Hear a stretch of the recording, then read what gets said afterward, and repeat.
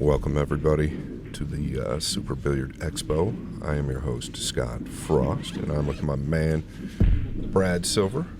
Brad, how are you? I'm doing great. Good night of sleep. Back here to watch another great day of pool. Looks like we have an awesome match to start the day off. Yes, sir. This is the 2025 Open NineBall Professional Players Championship.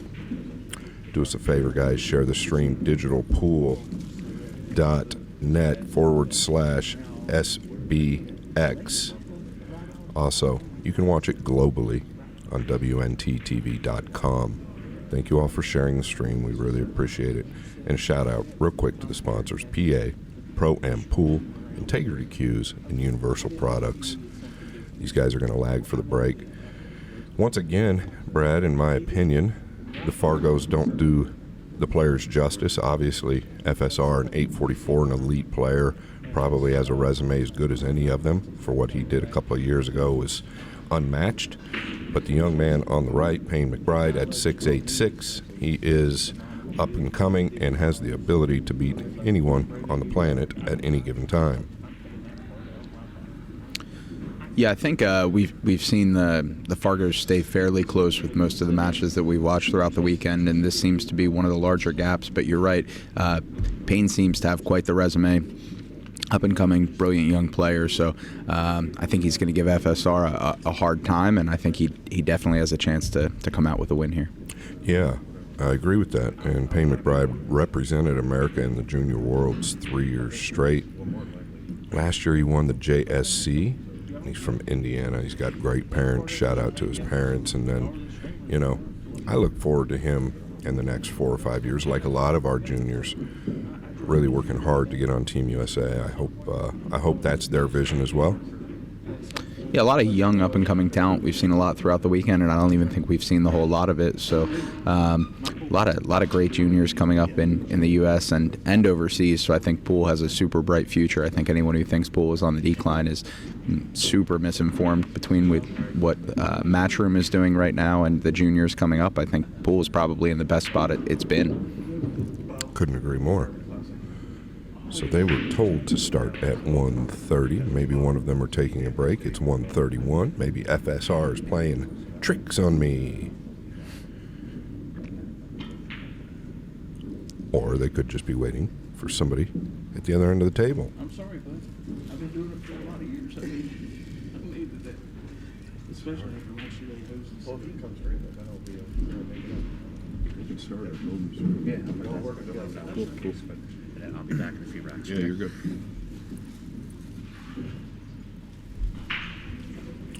Well, yeah, and there you have it. We talk a lot about it. The Florida Open coming up, hosted by Matchroom at the Caribe Royale. That's where the Moscone Cup was held last time, and it was quite the event. All right, they're lagging for the break.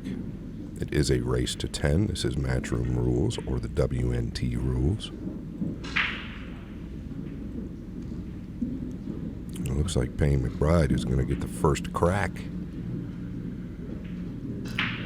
3-foul rule is in effect. Jump cues are allowed. They are breaking from Matchroom break box. You'll see those two lines at the top of the table.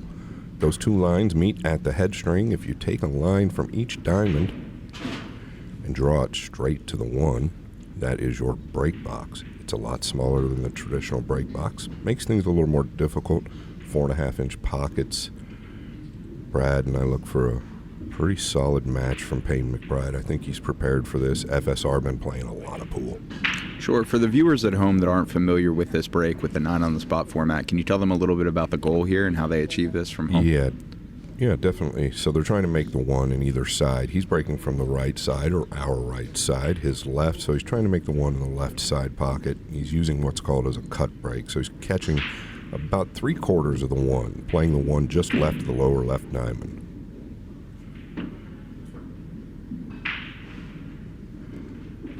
And I'll tell you what, it's something that the young guys seem to really do well now.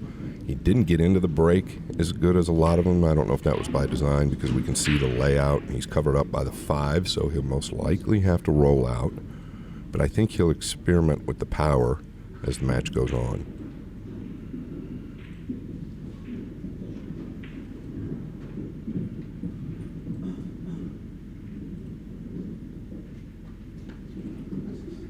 Yeah, so where do you go? Do you go up to the top rail here?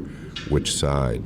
I mean, either side is going to be okay, I think. Probably somewhere towards that top right diamond, but maybe even more right of that. You don't really want to come down here because there's all this cover that you can get behind. Yeah, the top right corner is just fine, I think. It's probably the toughest position. I don't envy the position he's in, needing to push out right in rack 1 against FSR. I think that puts him in a pretty tough spot just because FSR is such a strong player and so tournament tested that, in the back of his mind, he's worried that no matter what, he could be in a much worse position in just a minute here. Yeah, and while FSR could just float the 2 down and use the 6 and 4, he's got a lot of options, but Matchroom interviewed a bunch of the staff at the PLP a couple weeks ago, and FSR was my tactical favorite player. I think that at the highest levels, I don't believe there's anybody better at kicking and figuring out ways to cover his opponent up. He is elite.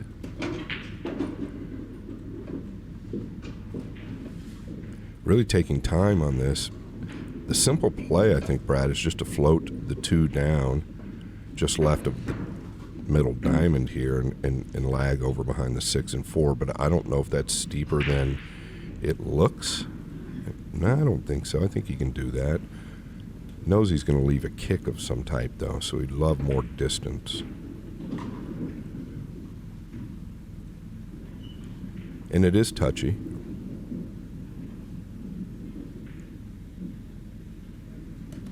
These guys typically want to edge off a ball and get distance. Let's see what he's got in mind. I don't know if he can avoid the 7, though.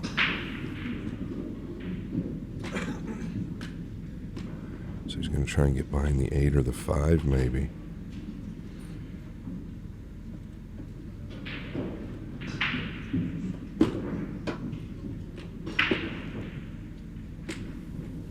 Yeah, well, he's left a window here. It was touchier going that route, right, Brad? I think it was pretty simple, just laying the 2 down on the bottom rail, but he knew he was going to leave a return kick. Yeah, rack 1, he's asking a lot out of himself. He hasn't really adjusted to the table yet. They've played a couple warm-up racks, but it's a tough shot to control the speed of the cue ball on, and I think that FSR has a real shot here. Yeah, does he go into the pink or the green? Or both?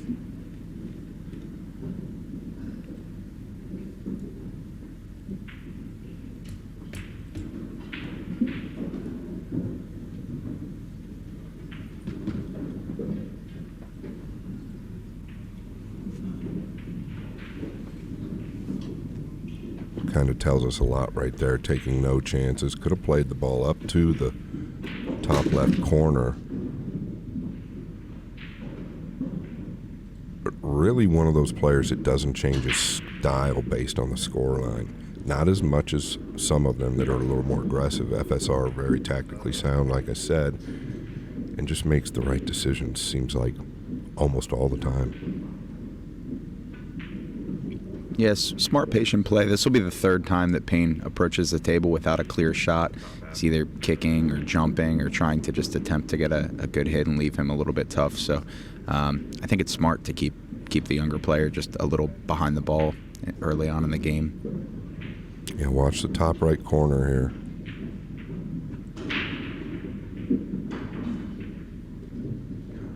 Tell you what, if it doesn't scratch, man, that's a little cold-blooded, right, to find the lower left corner. I think he was playing off the right side of the 3. So pretty well struck, just found the corner.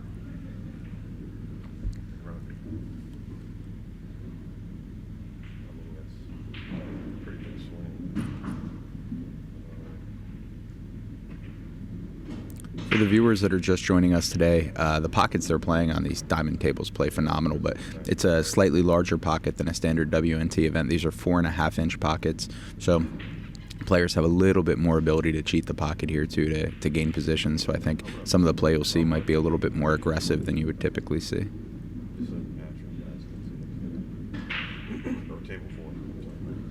Yeah, and touching on this shot here, these guys, and this guy has such soft hands. He's able to hold from positions that a lot of players can't.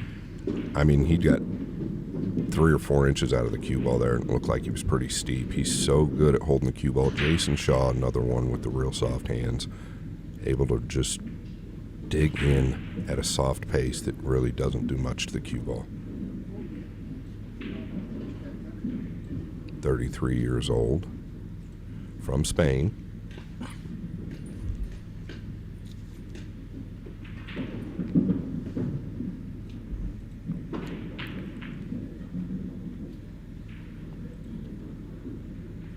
He's already earned $20,000 this year.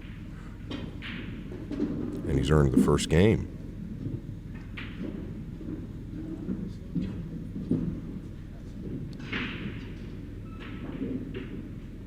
So, go ahead. Nothing to feel bad about for Payne there. I mean, there were 3 times he had, shots at the table, and each one of those shots there was no clear pot, right? And I mean, that last jump he made phenomenal contact and really had an opportunity to put, Francesco in a really tough position, and he had that unfortunate scratch. And I think when you scratch against a player of that caliber with a wide open table, this is what you expect. So early on in the race, and still a lot of pool to be played. Yeah, game number 1, he's got a long way to go. Plenty of opportunities in the alternate break format, so couldn't agree more.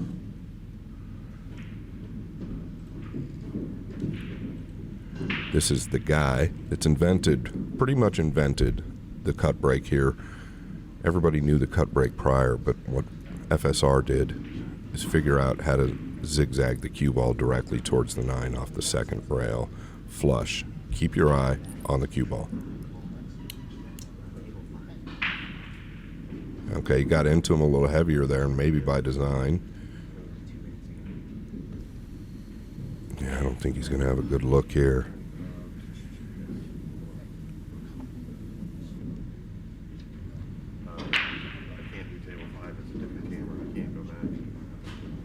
Yeah, close. He'd like to chip it rail first, but I don't think it's possible.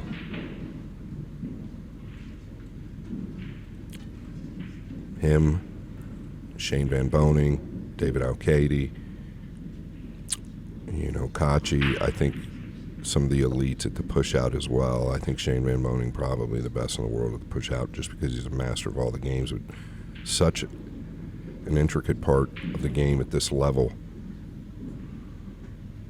Now, I'm a little surprised at that. I wouldn't expect Payne to give this up unless he's just not feeling good, but I think that FSR would bank the 2 rails below the 6 and try and send the cue ball up in behind the 9.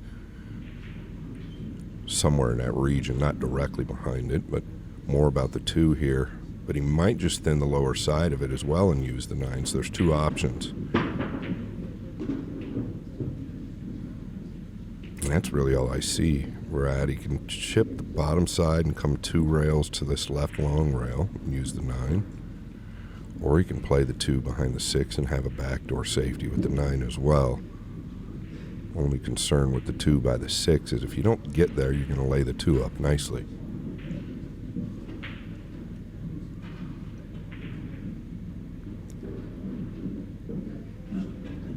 I respect that decision, giving it back there. I think that he hasn't had a real shot yet this game, and I think it keeps the pressure on FSR to come up with the shot here on a wide open table with not a lot of blockers.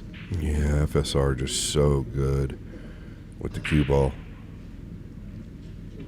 But it must have been that difficult, to your point, right? I think he's left something open, at least a look at the bank. It's going to be hard to tell, but he does have a look at the bank. I think you've got to attack here. You've got to take it from FSR. You can't just let him lull you to death.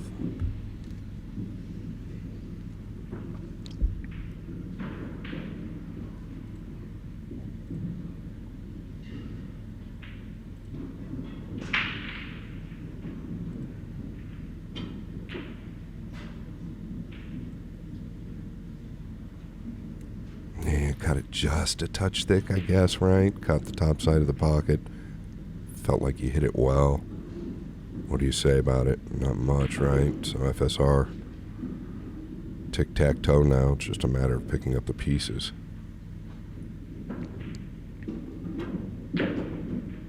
was Payne's first real look at a ball, to be able to pot something rather than play a defensive shot.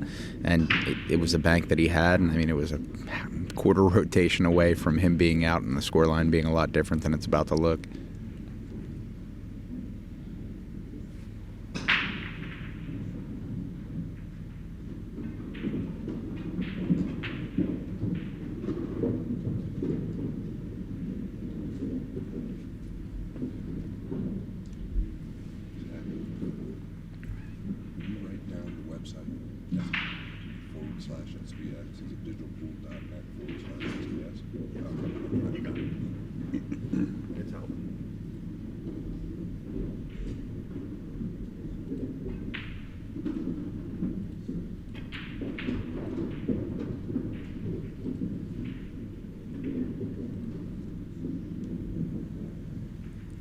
Yeah, and FSR going to get game number 2. Like you said, Brad, I mean, he did just have a pretty good look, but it was his first look, right? And that's a touchy bank. You know you've got to make it. It carries position on the 3. I don't feel like he hit it bad. He just caught it a little bit thick. By far, not out of this match by any means. A lot of pool left to be played, and the stat line I don't think is going to end with a big gap in it. So Payne will definitely fire back some. He just needs to be patient and wait on his opportunity.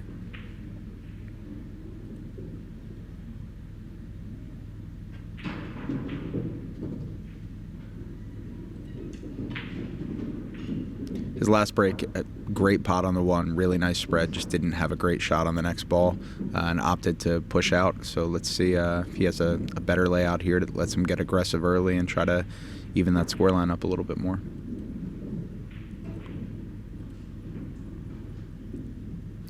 Yeah, breaking more from the center.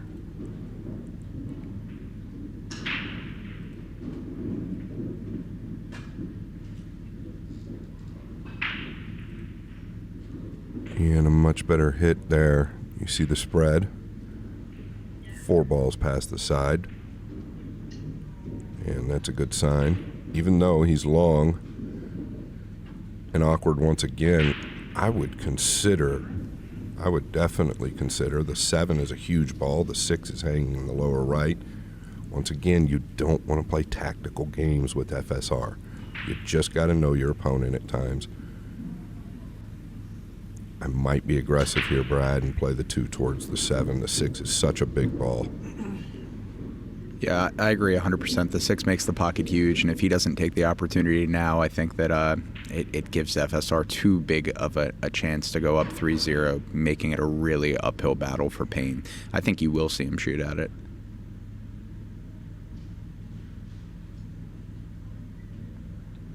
Yeah, you can play it with a tip of outside, more of like a center ball punch, as long as you don't overpower it. The 2 will shorten up if you hit it real hard, but if you just smooth it towards the 7, the 8 is not in play here.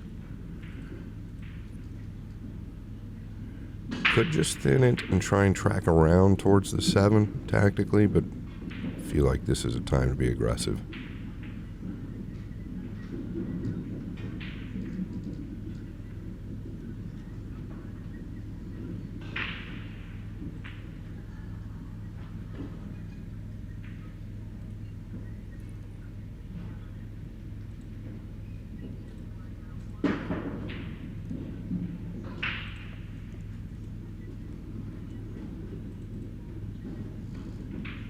Yeah, and look at this hit.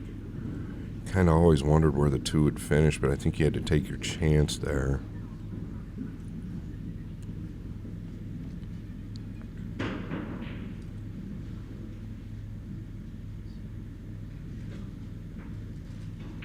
Yeah, right shot at the right time, and I'm wondering if he'll opt to stay aggressive here, because I don't really see a great defensive move here with the table being as open as it is. Yeah, I agree. And the defensive play, like you just said, isn't straightforward. I would consider caromming towards the brown, playing the 2 up towards the top left.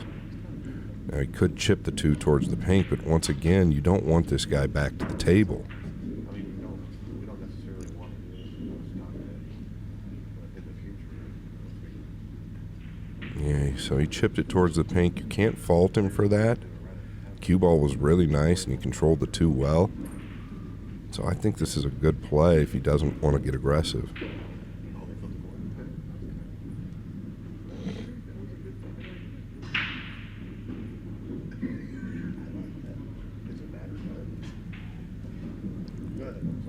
Yeah, there's a good chance here. We see the pink ball, right, and thinking, well, he can tuck behind it, but I think he would have to draw just a little bit to get in behind that ball. I don't think you can level out with an outside ball.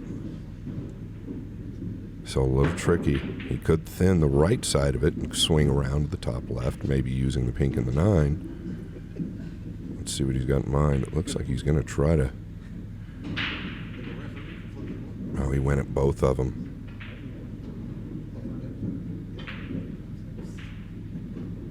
All right, now a real opportunity, Brad, for him to get out here, and he's got to go towards the 8. You just don't want to hit this ball. Just somewhere in the center, I think, is safer. Yeah, that paid off pretty well. I don't think you're going to see. It was just a very uncharacteristic miss for FSR, and I think when you get one of those, you're going to need to take every advantage to take the opportunity and get out. You can't make a mistake here. I don't think you're going to see many of those misses.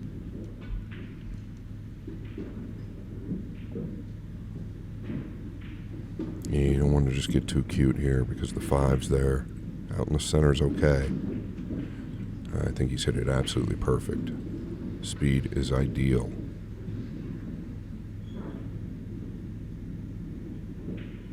This has been a trend here throughout the weekend, too. You watch both players warm up the first couple racks. They don't really seem to be comfortable, and then you'll start seeing them really get in a groove and start getting out of racks. So still really early on, rack 3, and I think you're starting to see PAYNE settle in a little bit.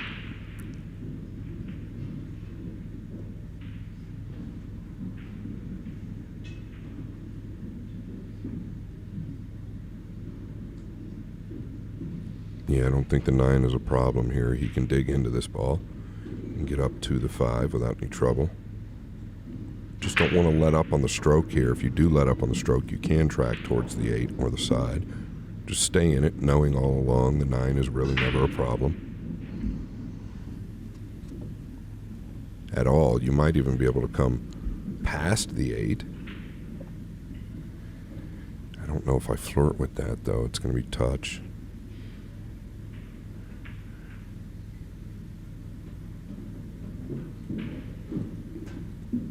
Very well struck.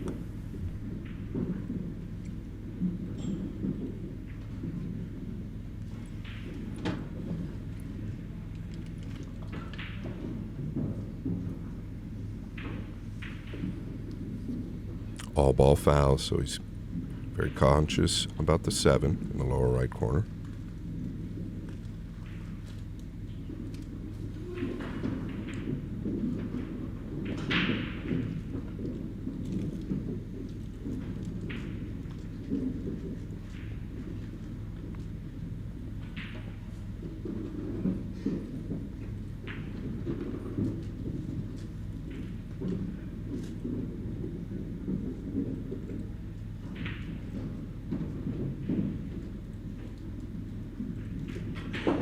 Yeah, pretty big game for him to get under his belt here, right? Just to gain a little bit of confidence, get a little time at the table. FSR missing the straight back and the carom to the 7 at the same time. Hanging up the 2 to start this run, so. All right.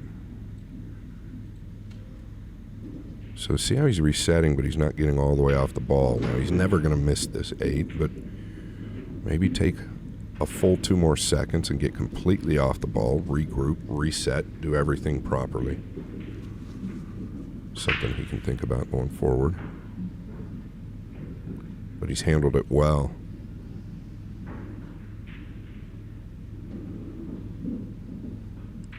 McBride on the board.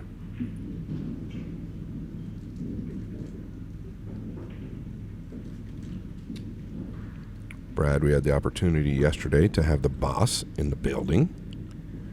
She was talking about this event, August 18th through the 23rd this year. It is the U.S. Open. They've taken this event from Barry Berman, a good friend of mine, and sent it through the roof, literally.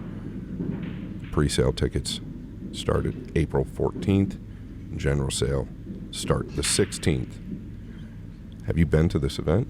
Absolutely. This event is in my backyard, so I'm only about 20 minutes outside of Atlantic City, and it was an absolute blessing to be able to have this event move in. I'm there every day of the event, and if you are a fan at home and you're watching, the unprecedented access you get to these players at an event like this, you can be a few feet away from any of these players at any time, learning, watching some of the greatest pool you've ever seen, and also you have the opportunity to be in Atlantic City, which is a fun city. There's a lot of good dining, a lot going on. So if you haven't booked your tickets yet to that event, jump online, get those tickets on the pre-sale. It's an opportunity that you don't want to miss.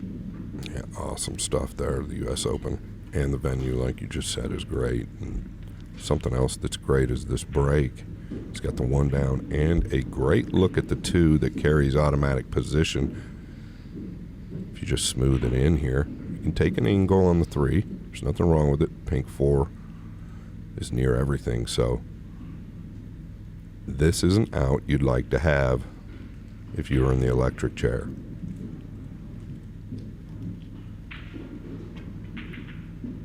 I like the timing there. And he is so good at that break shot. One of the best to ever do it.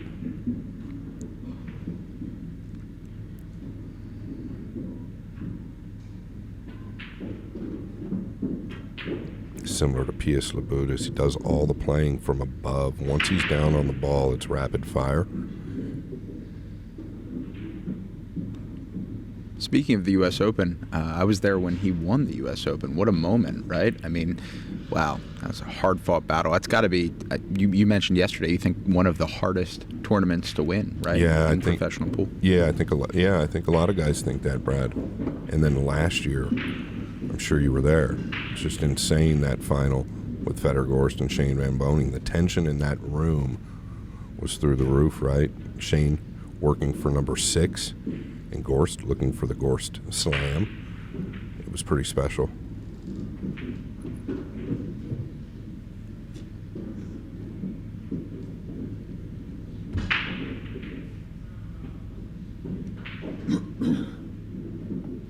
Extends the lead there to 3-1. Payne up to break.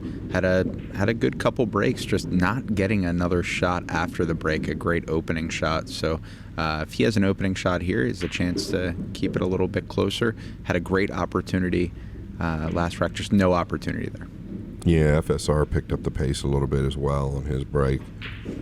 I'm hoping Payne gets into these a little bit better. The problem with less power is you tend to end up with some clusters. It is all about comfort and where you want to hit the one. So if he feels more accurate with an easier speed, which is very common, then that's most likely what he'll lean on. And he's gearing up to hit him harder.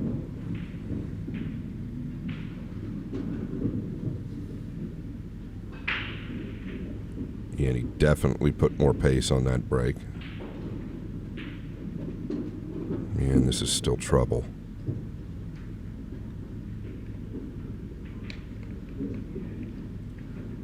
Two to the lower right, but the 3 down here low. So the cue ball going the wrong way.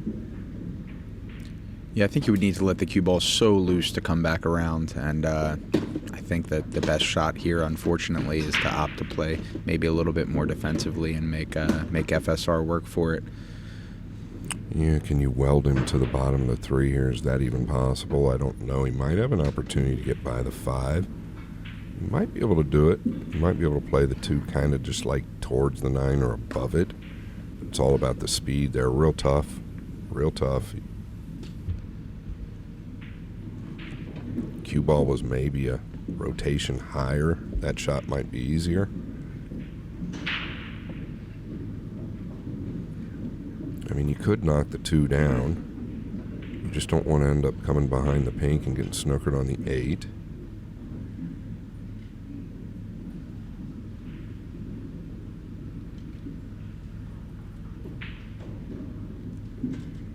But either way, he's most likely going to have to play a defensive shot. this inning or next. It's really all about which one would be easier, right, Brad? So if the defensive shot is easier on the 3, then knock the 2 down.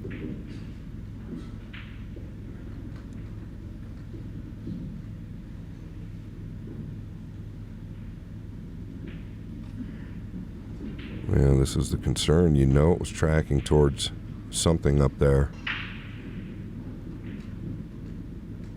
And we also know this defensive shot is not easier than the one he just had. Yeah, I don't like the risk to reward there. I think there was just too much traffic up table, and you're trying to avoid so much.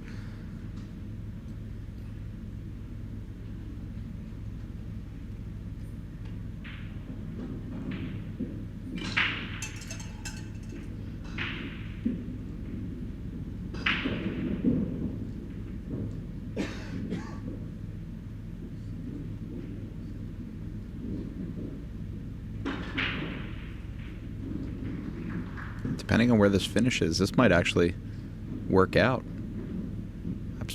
Absolutely.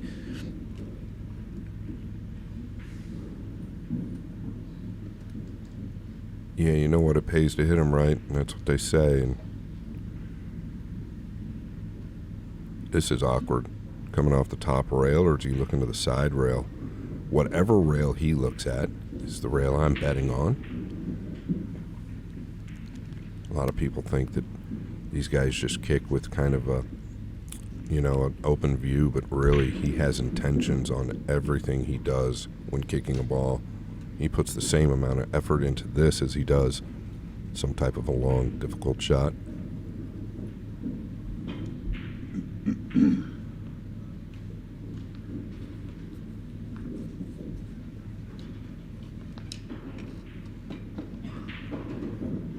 Worst case scenario there, they super narrowly missed the 3 in the side, giving PAYNE ball in hand with a great opportunity to keep the scoreline even. I said early on I think the scoreline is going to stay super even throughout. I don't think you're going to see either player run away with this match. Not a whole lot of problems here. It's probably the biggest shot here from the 3 to the 4. Yeah, and there's nothing wrong with playing the 4 down here to the lower right. Maybe a little bit of a safer cue ball that way. I can't expect him to do it. A lot of players avoid it. Jeremy Jones and I talk about the corner pockets and short side and what it can do for you at times. Less cue ball movement, especially in a situation like this. Now, he's probably going to draw to the gap between the 8 and the pink. He's going to follow to the gap. If he falls nicely, it's okay. Just a little bit more cue ball movement this way.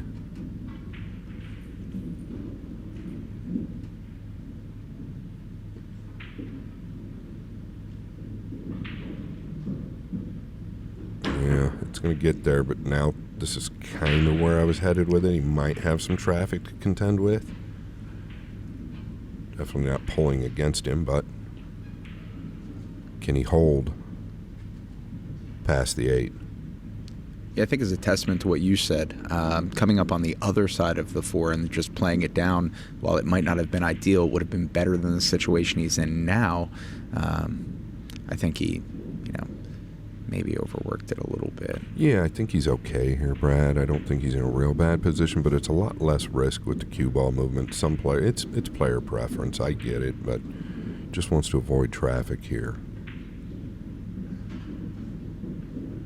Might be trying to come back and forth above the 7. And so this is what induces a miss. So just a little bit light with position on the 2 there.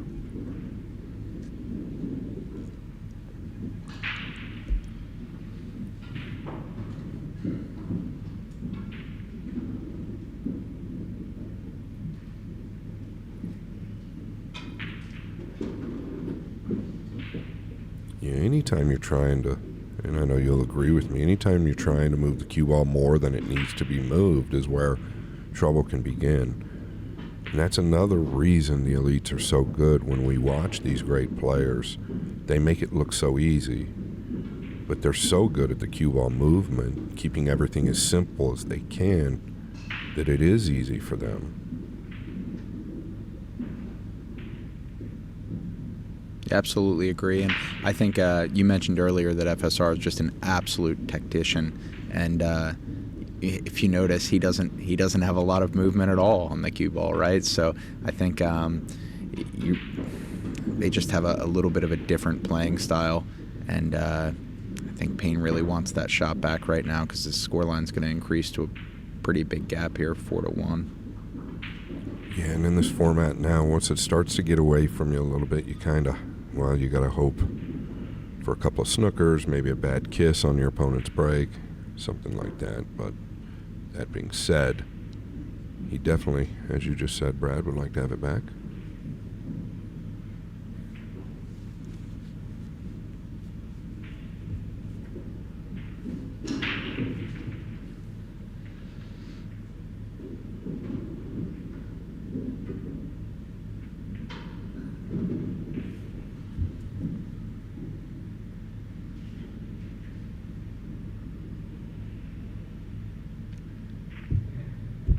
A lot of great pool left throughout the weekend, too. For everyone viewing at home, make sure that you let your friends know that this tournament is going on. Share the link. Head over to Digital Pool and WNT. Subscribe. We have 2 more days here. So we have a full day of pool today. We're at the very, very beginning. And then you're going to have Saturday and Sunday. A lot of great matches left. So take the weekend off. Spend it with us.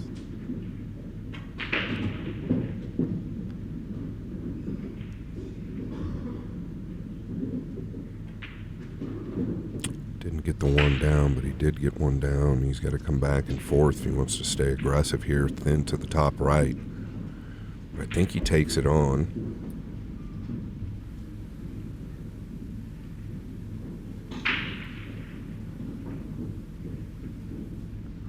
He might even go, Brad, directly to the 8. Using that to slow the cue ball down. It's hard to get snookered on the 8 coming across. Okay, maybe he's not playing it. Is he digging in, trying to come back? Surprised he's not playing this ball. 4.5-inch pocket's pretty forgiving. This is kind of the type of ball that'll, you know, if you hit it a little bit bad when you're rolling it, pocket's still going to take it.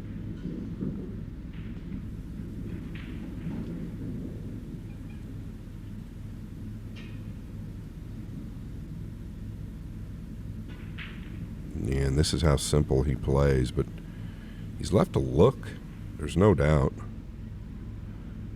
A little surprised he didn't take that ball on. Yeah, I'm as well. I think throughout the match, the theme has kind of been when he misses, for the most part, other than that one uncharacteristic miss, he's trying to just give PAYNE a tough look at things, so he hasn't been able to really find a rhythm. So as long as he can keep him out of rhythm, hopefully he can keep the score line extended.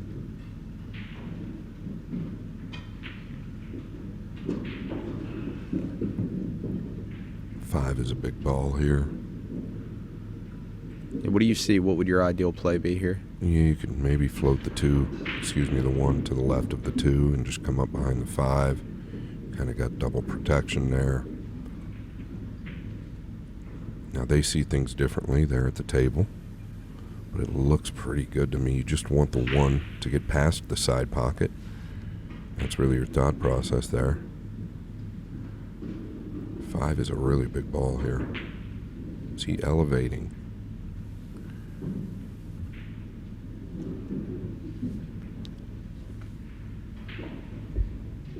He's elevating, so I wonder what he's thinking here.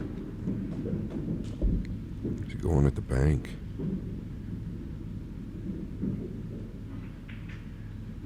Yeah, so he elevated playing the shot that I was just touching on, which is a little surprising. I don't know how you can get the cue ball up behind the 5 doing that.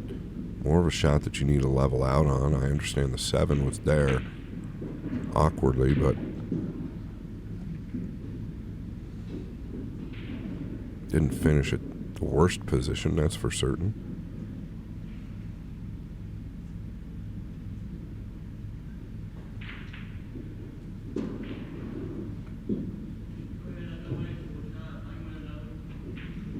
love to be able to just stick on the 2 and play the 1 into like the 3 or the 4. Yeah, from this angle, that looks achievable. From the other angle, it looked a little wonky. I don't know. Yeah, and it's also really touchy, right? You don't know he's not going to know exactly where the 1's going, so a little touchy, but I don't think you can roll this and end up on top of the 2. If you can, it's very soft. Yeah, so he's going to try and stick. Wants some contact with never mind, he's going to let it rip. He's got to look. I believe. It's tight.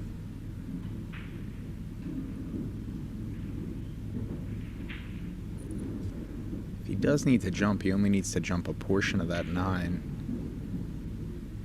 The 3, though, sitting below the 5.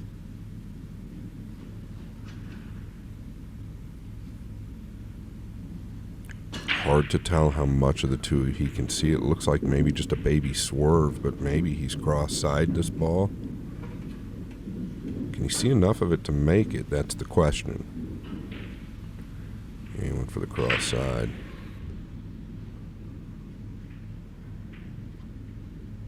Wow.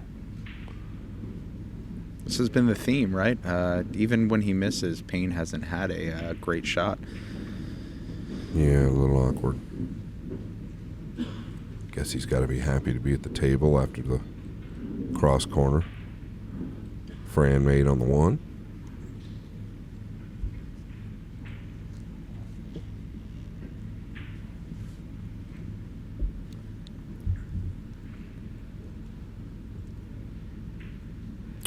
This ball might play to the left side. Now the right side. Elevating a little bit again, so he's going to have to go into the 4, or hope to.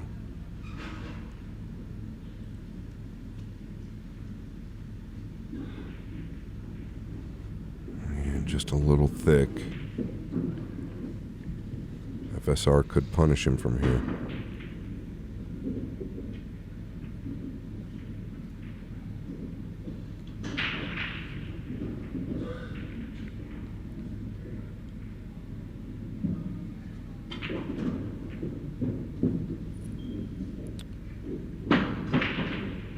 The 3-4 looks fine. I think that he doesn't need to play to the backside of the 3, so it gives him some opportunity to just wrap around here. It's exactly what he opted to do.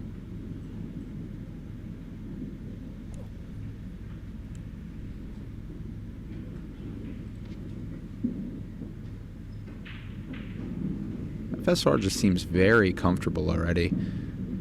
Just a scary thing for Payne. I think the best way to beat FSR is to keep him off of the table. And he's had a couple opportunities where he's given him a shot to fire back or safe back and just hasn't capitalized early on. Yeah, I think FSR wakes up comfortable. One of the most consistent players I've been able to cover over the last few years. It's just fascinating. Now, the years that he had were fascinating.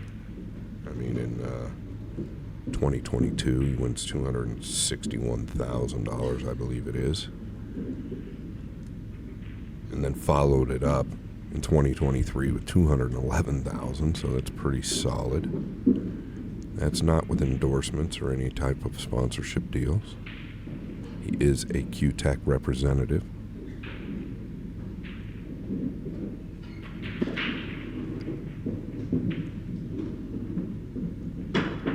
I think a little later on today we're going to see a friend of his on this stream, Katie.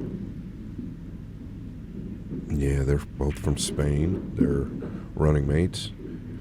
Those guys don't do anything without each other. You see one, the other's going to be right there with him if he's not playing. Now, this is what I was touching on, Brad, right? He had no problem going to the lower left corner. Now, it was pretty automatic to get there. But maybe if Payne would have considered playing the pink down to the lower right early on, when he had ball in hand on the 2, it might be a different outcome at this moment. These guys just have no problem going to the corners from the short side. Really helps the cue ball movement. I think from a player perspective, too, there's something to be said for the pace that he's playing at right now, too. He's playing at kind of a faster pace, which I think can be really beneficial because it gives you the opportunity to not overthink a shot, and he just seems super confident, and he's able to stay aggressive throughout the rack. Yeah, he's definitely a pace player. This is his style. He'll actually get to a speed. That's why they nicknamed him El Ferrari. He'll get to a speed that is lightning fast, which is shocking for this level.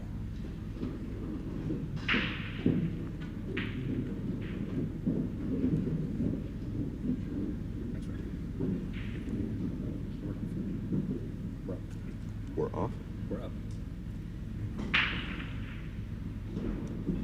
So I think so far the stat line is making a liar out of me here. I thought Payne was going to keep this a lot closer than he has been, but there is some pool left here to be played. It's a race to 10, so FSR is only halfway there,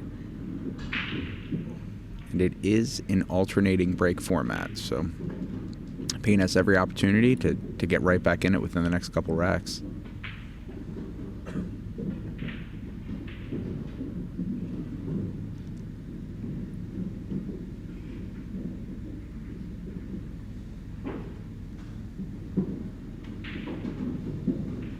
Yeah, and it all starts right here.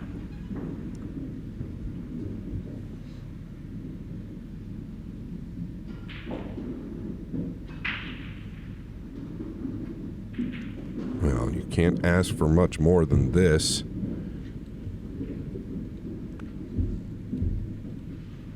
He's been waiting for that moment. He just needed a good break and a good opportunity, and it came at the right time.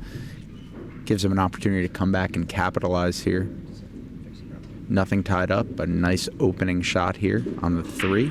And a bit of a roadmap. Only a couple balls that'll be difficult to move back and forth to, so this is exactly what Payne needed at the right time.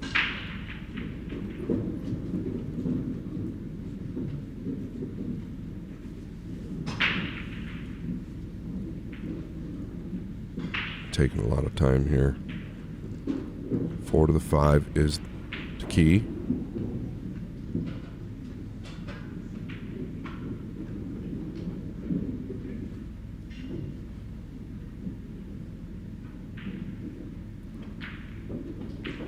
Just falling nicely here. You just didn't want to land straight.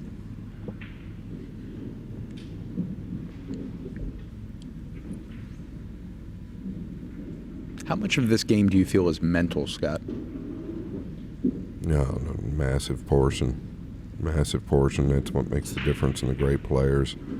They allow the mistakes to kind of roll off the shoulder much, much quicker than the players beneath them. You know, I coach a lot at home now and have been for a couple of years, and I think that that's one of the biggest things I try to drive into my students is, listen, you're going to miss balls. Everybody misses balls. Everybody makes mistakes. The sooner you can let that go, quicker you're going to improve, because talent is just a small portion of it. It's work and it's mindset. A lot of people, you know, will try to get too much into their footwork or their stance or their stroke, when really what they really need to be looking at is their mindset. Obviously tempo has a lot to do with everything, but if you've got the fundamentals, you've got the ability to make the ball and move the cue ball, then it really comes down to your mindset. I think that, you know, at this age, Payne, I think, is 20, I can't remember. I think Payne is 26. But I think at this age, it's really the moments where you've got to make that turn. He showed a lot of composure in this match, even playing from behind. He hasn't really adjusted his playing style. He's staying aggressive when he needs to. Yeah, didn't quite get through it the way he wanted to. Caught it a little heavier than I think, too. It went to the top side of the pocket, which, if he gets it a fraction thinner, I think the cue ball gets out past the 8. Is there a trick to this you've picked up over the years to shooting over a ball? Yeah, the back arm needs to be straight, and it needs to be fluid. Any movement in the back arm or the body can induce a miss. Yeah, so you just got to stay solid over the ball, right? He did stay fairly solid, a little head movement. But, that's a good question. I think the back arm needs to be directly behind you. We have a tendency, and excuse me, PAYNE is 19. I have the number 26 in front of me for some reason. I think we have a tendency to want to move that back arm out or parallel the cue a little bit when we're elevated. Same with the jump cue, and that's how you'll end up catching balls thin more often than thick with a jump cue. You want to naturally move that back arm out a little bit.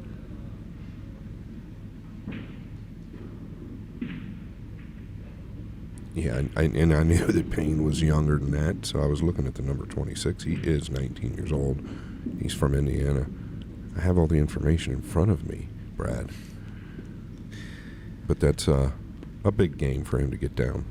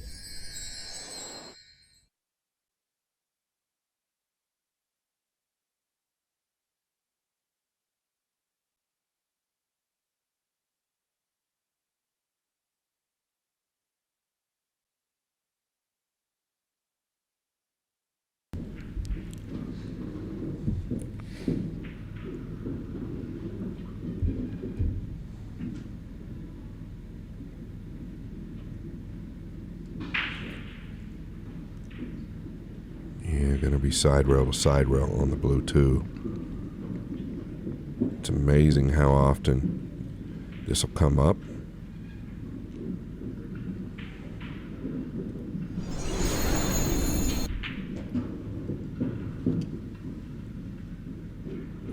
Yeah, and he's going to have to push out here.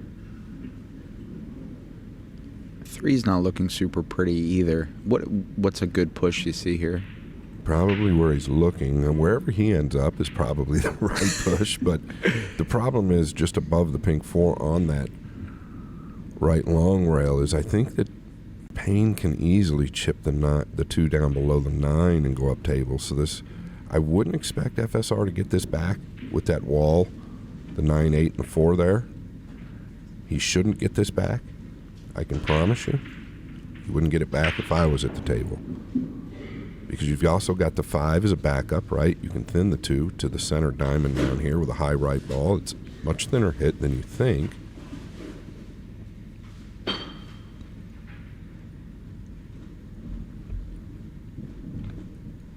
Yeah, you definitely have to play this. You cannot give this back. You won't have a better look. A little surprised at the push out, maybe. FSR testing PAYNE, testing his knowledge.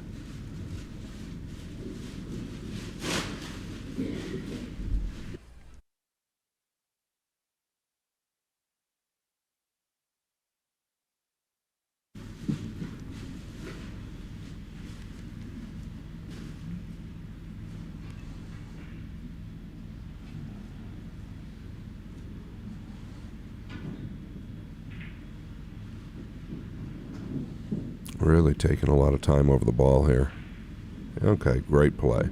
Surprised that FSR even played the push out like that. So I think maybe just testing the young man a little bit.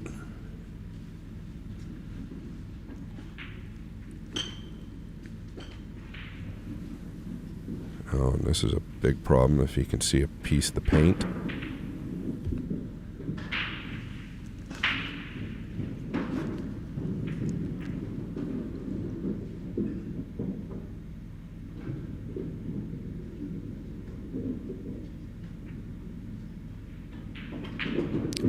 While FSR is thinking about this, I just want to mention to the viewers at home, a lot of great matches to be seen here with Digital Pool. Everything is on live stream, so log on, and when we're not on here commentating, go on and check on some of the other matches. Yeah, digitalpool.net/SBX. Wants to come in full behind it. Not quite full enough. And McBride has earned a shot as the Caramon with the 3 and 6. It looks like he has the angle to get into it. Yeah, so this could be a 3-5 match if he's able to make contact here and control where the 3 ends up.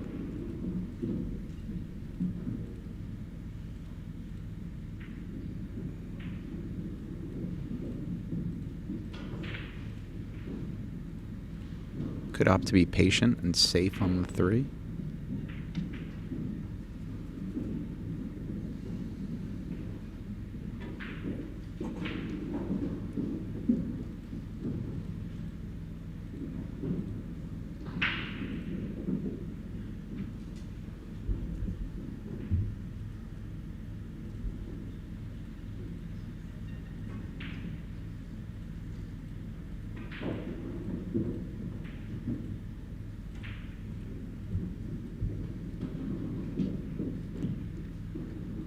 Yeah, the carom was there. That's a great shot. Just didn't get rewarded with where the leave is here.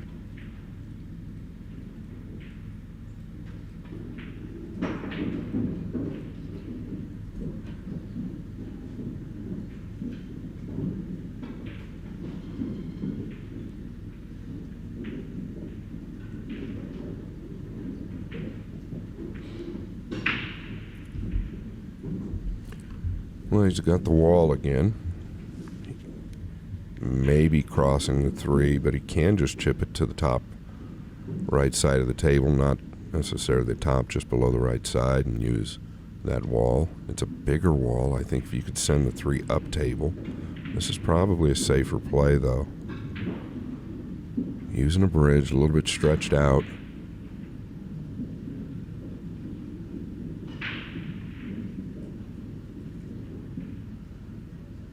Great speed, very good speed. I think he's got him completely cut off from the right long rail here.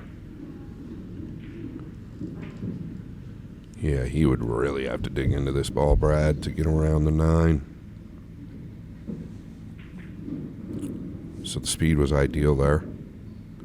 Looking at jump kicking. It's going to force him to the second rail, most likely, whether it comes to the top or the bottom.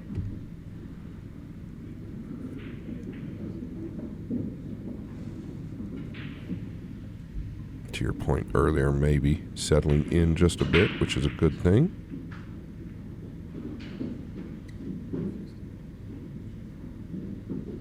This man here is so good at the multi-rail kicks. He is playing to a certain portion of the 3, most likely the bottom half. He is so good at the multi-rail kicks. He tends to do this over and over.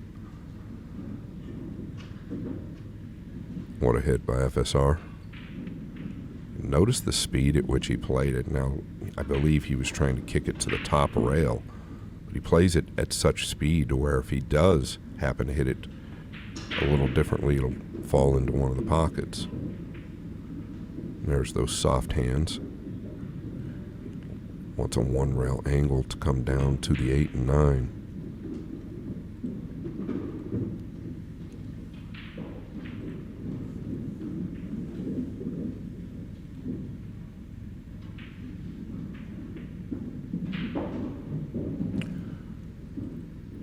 Wow, did not expect. Maybe just got a little quick or just took his eye off the ball. You just can't expect him to miss that. So that's that oddball we talk about with elite players. It's the ones that we don't expect for them to miss that they do because they are human. Are the 8 and 9 welded together? Do we have another angle on that? Yeah, they're completely welded. I had noticed an 8 rock onto the 9 when he hit it, so I was pretty certain they were welded, and now Payne wants that same angle, right? I believe so.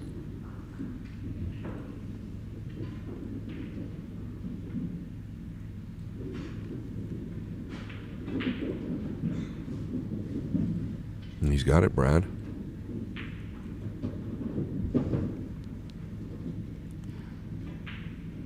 Hit beautifully. Payne needs to take advantage here. Yeah, and you just want to trust your line here, right? I don't believe the scratch is in play. You could scratch past the 8 if you let up a little bit here, but you got to just trust your line and stay into the ball. Almost envisioning that there's not 2 balls tied up down here.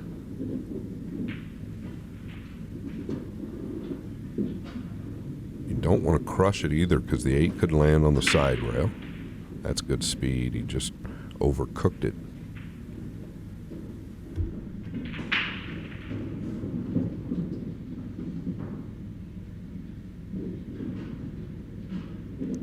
The 8 may be out just far enough to bank that ball.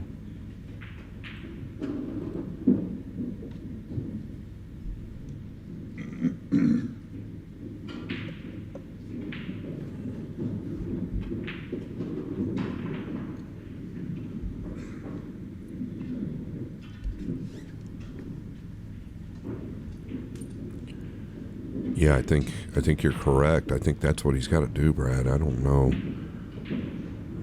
any other play here, and if he can knock it down or bury it,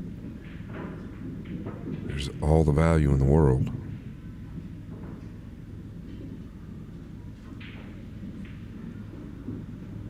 Well, what a great strike. Really kind of surprised that he didn't come away with something better there.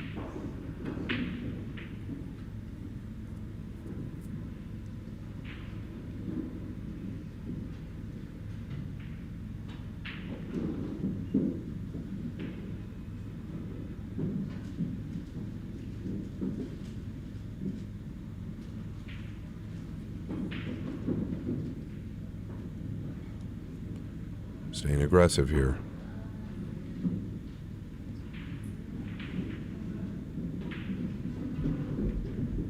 Yeah, just a bit short. Can't fault him for playing it. Felt like he was a little unfortunate not to get a better look off the 8.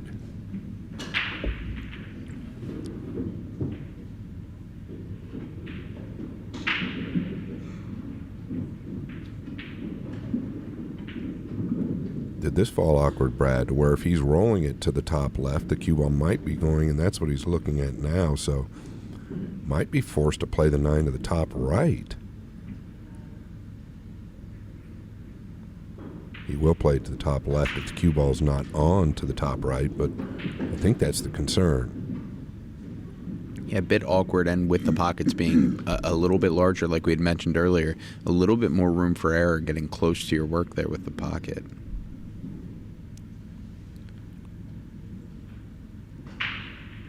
Yeah, you would have to roll the 9 to the top left at such a speed that you're hesitant there. And sometimes the cue can feel that hesitance. Now he's going to elevate, going to the top left.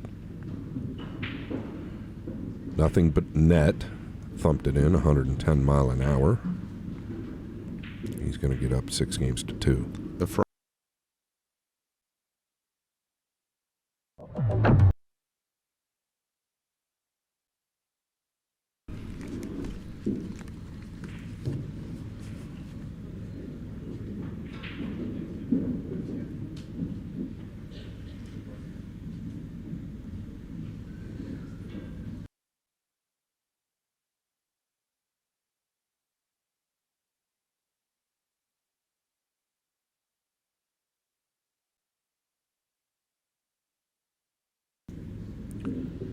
Yeah, so the U.S. Open tickets, pre-sale, April 14th, general sale, April 16th.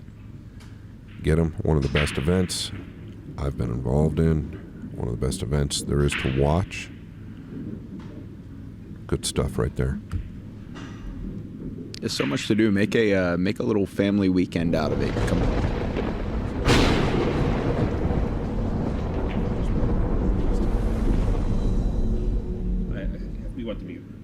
CrossroadCues.com offers hassle-free, zero-interest financing on the most popular cue brands like Samsara, McWhorter, Nitty, and Southwest. With lightning-fast shipping, I brought a your bag cue of will arrive in time bottled for your water and next healthy match. snacks today. Buy, If you guys sell, want anything, trade, yeah. and co-assignment are Yeah, also tell me when you're available ready. at So they're in that CrossroadCues.com. black bag right Don't there. wait. There's some pretzels Contact and us pistachios today. and stuff too. Thank you, buddy. Good work. Nice.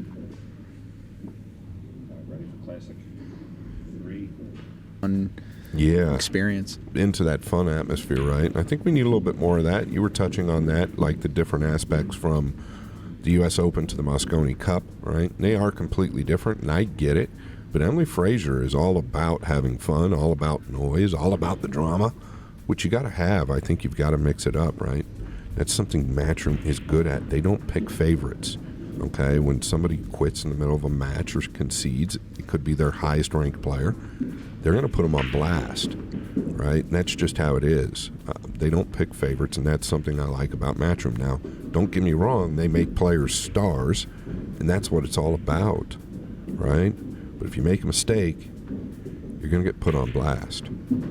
Yeah, they're both great events, and I think I've been to both, right? And I got to tell you, I mean, as a fan, I don't think there's a better experience in the world than the Moscone Cup. If you like to party and have fun, and there's so much you don't see from home, right?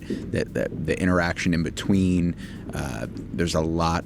And the European fans, right, speaking from an American standpoint, they're the best. So from home, it sounds like it might not be the greatest experience, right? But there, I mean, the European fans make the event just so much fun. This year, though, and that was Emily was touching about it. Brad, it was crazy. This year, the American fans, I think, were louder than any fans in Europe. Now, they're probably going to hate me for this, but it's true. I mean, we really feel like the American fans this year lit the place on fire. It was insane. We've never seen anything like it, and we just hope we can carry that to London. I'm begging y'all to book your flights. These guys are back.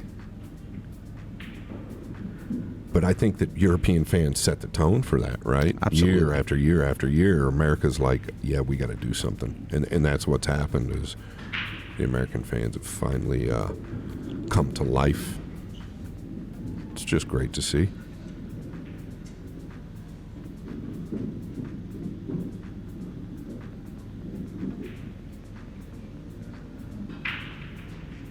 Yeah, maybe a little thin, it looked to me like on the one there.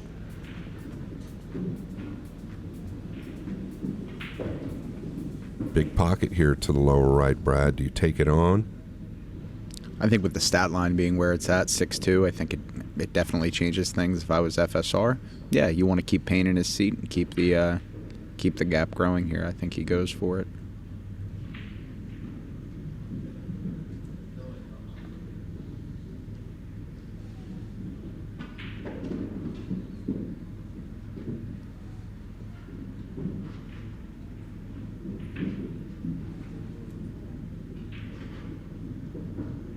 Yeah, and it paid off. And this is where maybe those soft hands come into play, right? This is a tricky shot. He's got to drag it to the right side and just fall. He'd love to fall dead straight on the 3 due to where the pink is.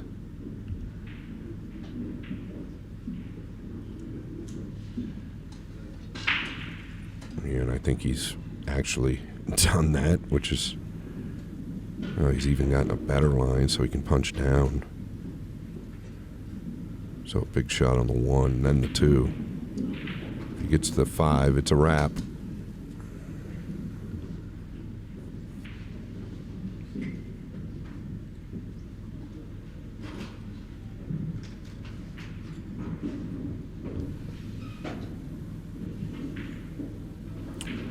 Starting to feel it, Brad. He's settled in, taking all the right shots. Giving it enough time and enough pause, right, to make sure that he ends up exactly where he needs to be. The 6 to the 7 should be pretty routine. I think that's the only testy shot left for him.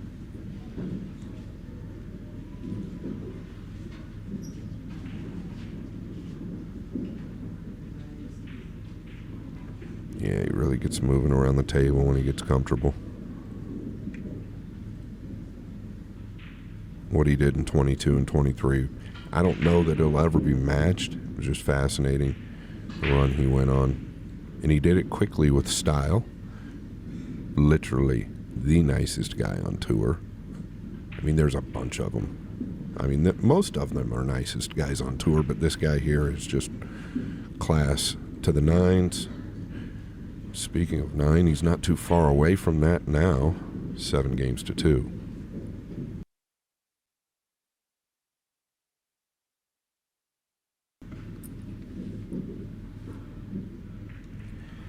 Yeah, he's not a customer I want at my pool room. I want a guy that plays slow and misses everything.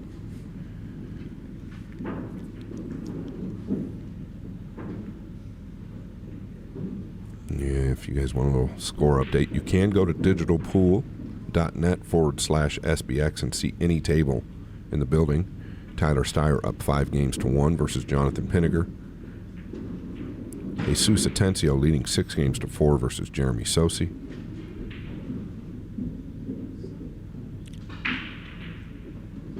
This setup today wouldn't be possible without a PA Pro-Am, one of the best streaming setups I've seen, right? So absolutely phenomenal setup, and you can always go on their YouTube. Make sure you give that a follow if you're watching. Yeah, Frank Miletti, great YouTube channel. I did a little bit with him. Frank, a good friend, does really, really good work with the producing here. He's always been great at supporting pool at any level, and I think that's important.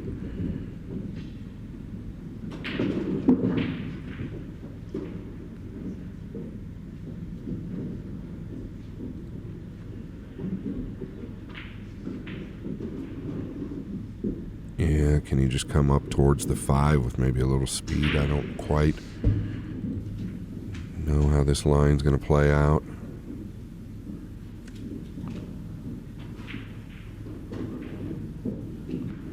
Yeah, I think he'd like to have come towards the 5. If he could have clipped the 3, even better.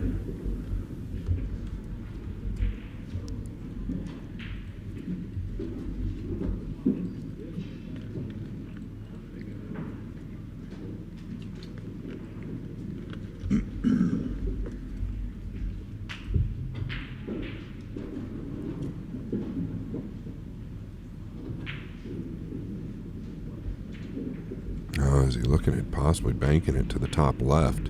Looked like he was queuing up, at least evaluating from there. I feel like he could go forward, banking the 3 back up towards the cue ball and then trickle down behind the 8. Maybe a little steeper than I think.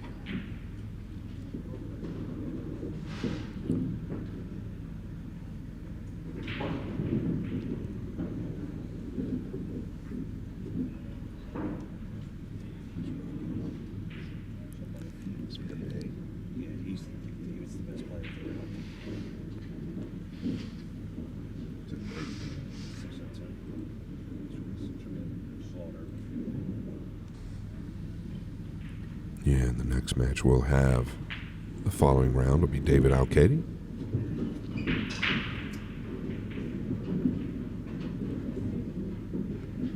All right, do you just play the 3-2 rails out of the top left corner and back down this way? You've got so much cover with the green 6. This is one of those, if you go at the make, that 7 is a huge ball.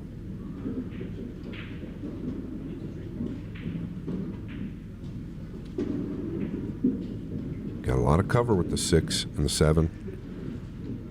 See where his mind is at here.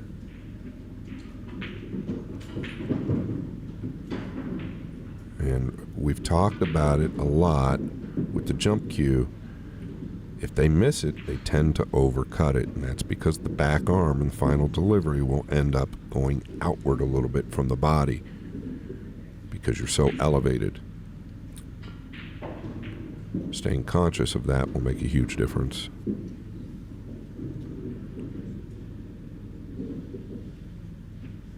It's not just Payne McBride, it's all the elite players.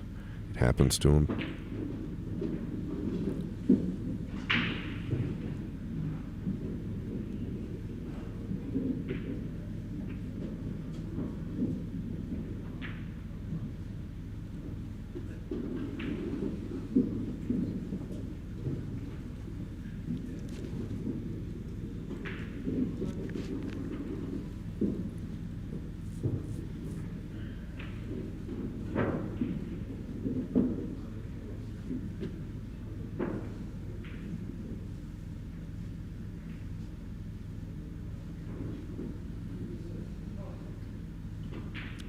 Roadmap City.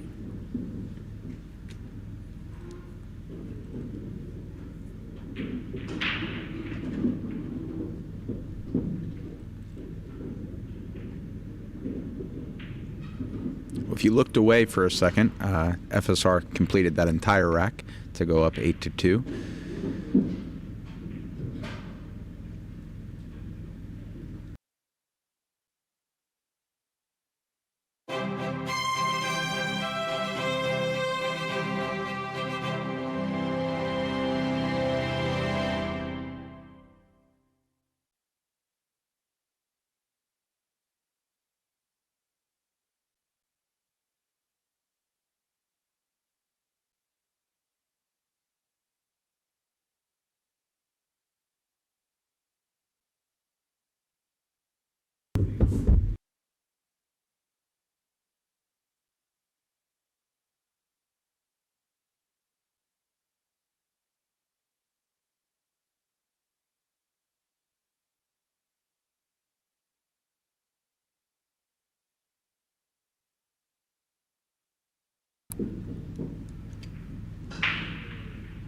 All right.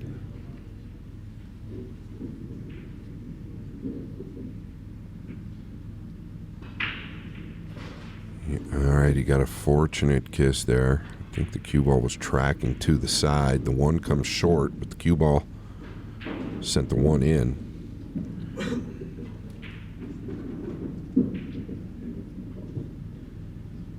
Covered up by the pink, and this is a tricky push out due to where the 2 lies. The 3 allows it to be a bigger pocket.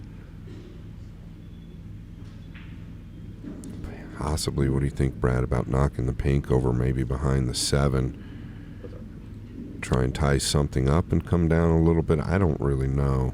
Maybe just take the jump cue out and play the 2 because you've got such a fortunate pocket. It looks like that's what he's opting to do. He knows he needs a momentum shift to get back in here.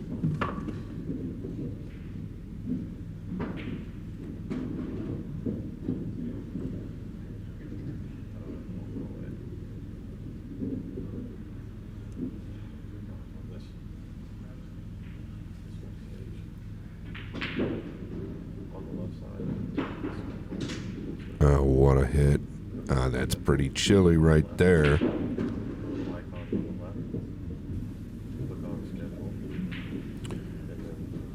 Tell you what, we talk about the diamond table all the time, 4.5-inch pockets, but they are deep.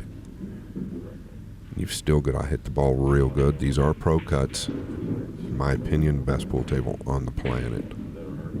And I've seen them all. Looks like there's just enough room. He's trying to come in behind the 3.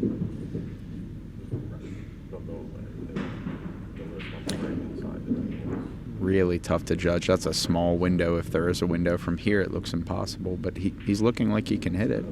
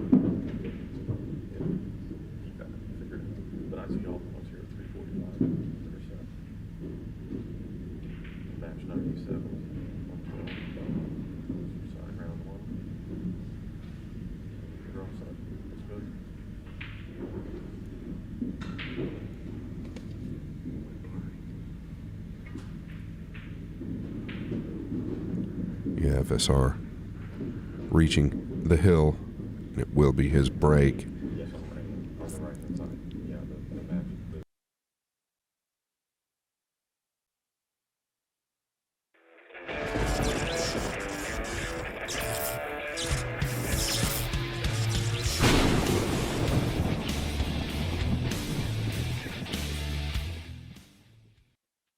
Hey guys, check out integritycues.com, offering high-end cues, production cues, pre-owned cues, cases, and accessories. integritycues.com.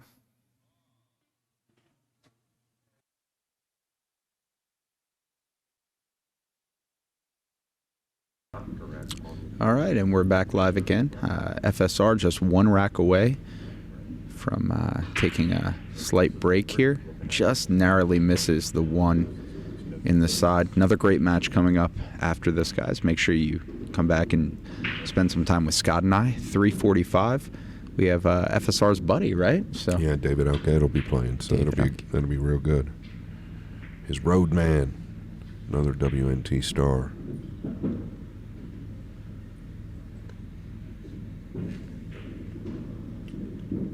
A little bit of congestion in this rack, but nothing that's unmanageable. Just trying to figure out a way 1 to 2, missing all the traffic here.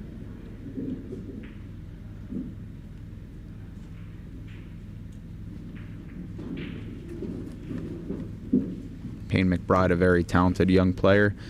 Quite the resume. The JIC that he won and represented the country a few times, Scott had mentioned earlier, in a 686. Definitely no slouch and a competitor that can get right back in this. So let's see what he has here for us.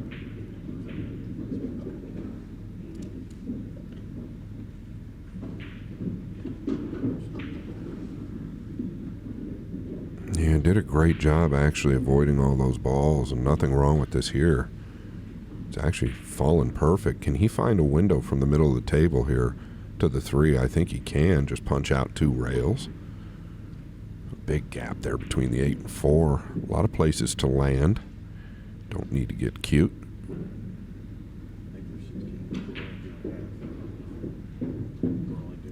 At this point, from a player standpoint, I think when the other opponent reaches the hill really quickly and you know there's a big gap, I think there's almost a little bit of a bit of relief and pressure, right? Because you know you need to shoot and you're just going to come out and give it your all to battle back in. So I think we're going to see the best out of him in a fight to even this up a bit.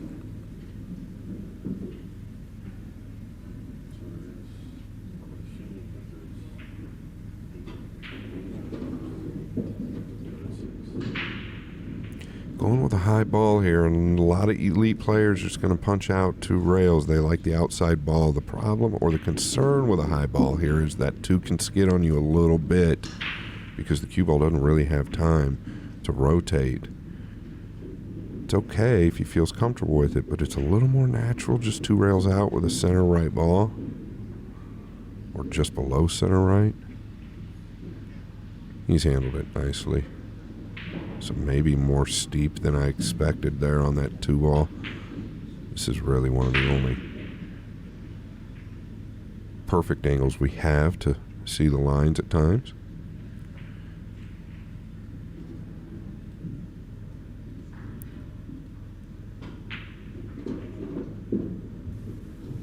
I don't believe the 4 plays in the lower right.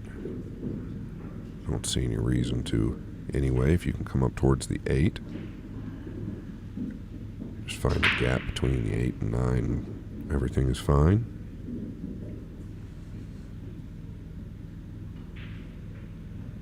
Just don't want to overhit this, Brad, due to where the 5's at. Absolutely. He played it with, I think, the perfect pace, and he has some angle to carry up there to the 5 and continue on his roadmap.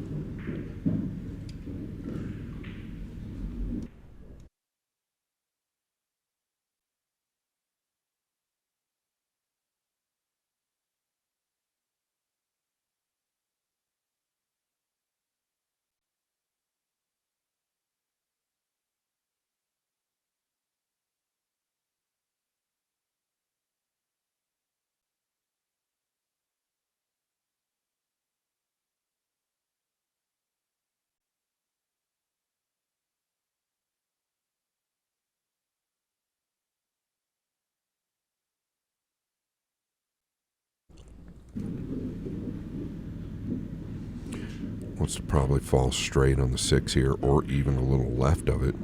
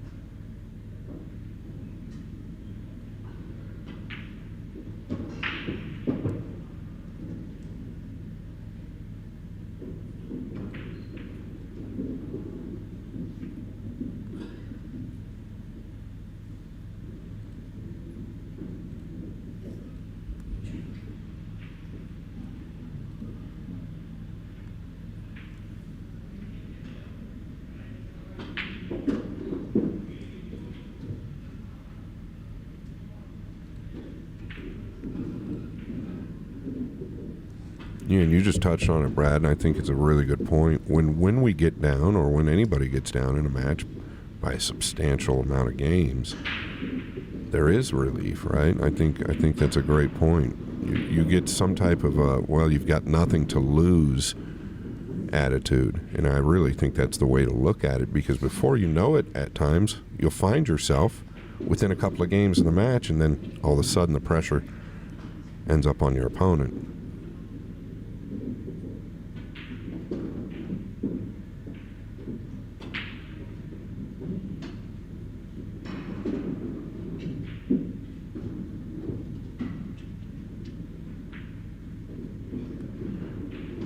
Don't we all just wish we could play like we have nothing to lose? Sounds easier. Absolutely. That was a calm, composed rack that we needed to see out of Payne. Yeah, it sounds easier than it is.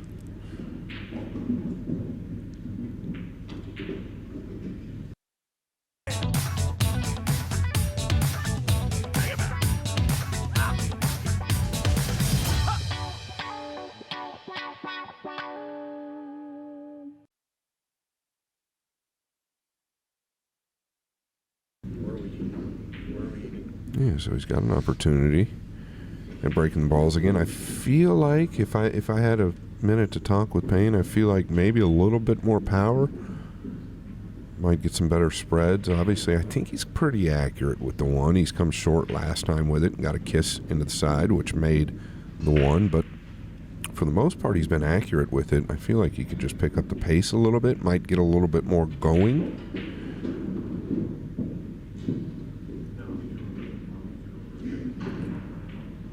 He hasn't done a lot wrong, really, in the match, right? It's been more just kind of the way things have fallen, and FSR's done nothing but greatness. I strongly agree. He's done a great job maintaining his composure and continuing to battle. He hasn't changed his play style at all.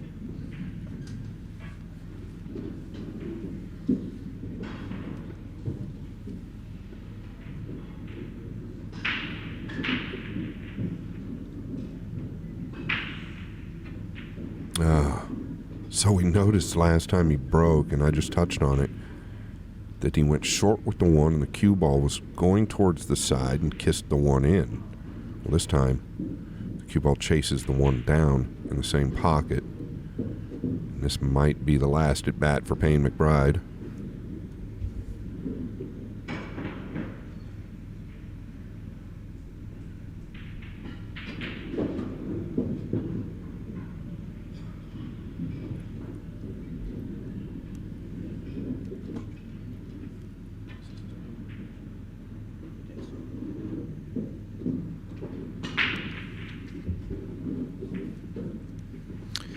So the good news for Payne is, even if he didn't show his very best here, this is still an A-side match, and this is a double elimination format. So we might see a little bit more of Payne later. So he has some things to walk away with from the match and think about, regroup. And if FSR does close out here, it is not the end of the tournament for Payne.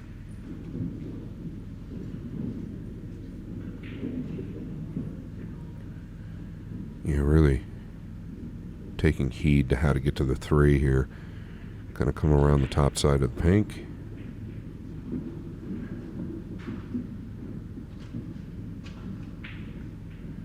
Still work to do, the 5 to the 6. I don't know that the 6 plays past the 7.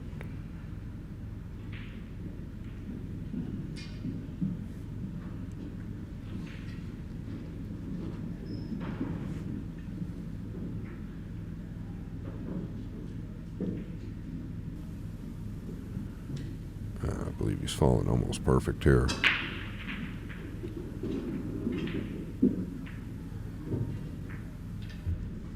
So is he on a drawback line? The 6 plays to the side here. One shot away. Okay.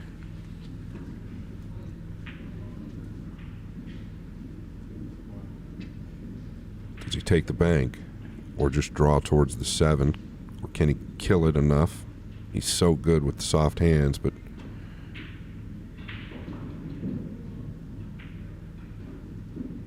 elected to go 3 rails, and most likely the last we'll see of McBride. FSR has played, well, how we expect him to play. He's put on a performance. He's getting into the break well. He's going to be tough to beat the rest of this tournament, in my opinion. I know Jeremy Jones loves him. He might be my pick as well. FSR 10 games to 3 over the young PAYNE McBride. PAYNE will go to the B-side, but he's not out yet, and we will be back soon. Thank you all very much for tuning in. Thank you, Brad, for working with me. Thanks for having me. We'll see you guys next round.